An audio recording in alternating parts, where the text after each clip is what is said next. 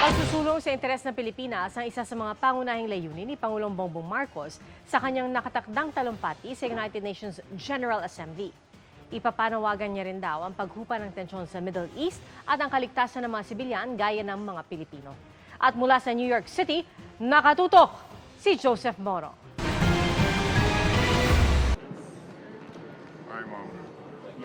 Bago magtanghali kanina, oras sa Pilipinas, lumipad sina Pangulong Bongbong Marcos at First Lady Luisa Arneta Marcos patungong Amerika.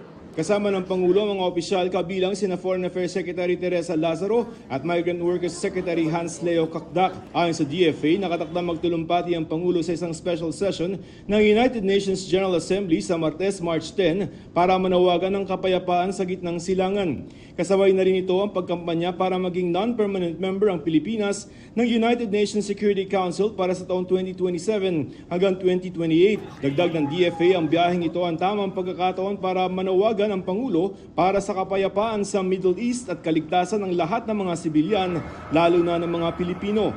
Ang pagbisita ni Pangulong Bongbong Marcos dito sa Amerika ay nangyayari sa pagitan ng gera ng Amerika at Israel kontra sa Iran na nakakaapekto na sa ekonomiya ng Pilipinas katulad na lamang sa pagtaas ng presyo ng mga produktong petrolyo.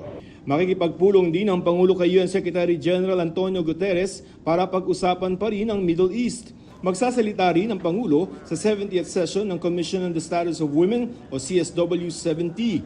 Noong Biyernes, natanong ang DFA kung isusulong ng Pangulo ang issue sa West Philippine Sea. I cannot preempt what the President will say, but definitely pag-uusapan po ang international developments, regional developments, at yung mga bagay na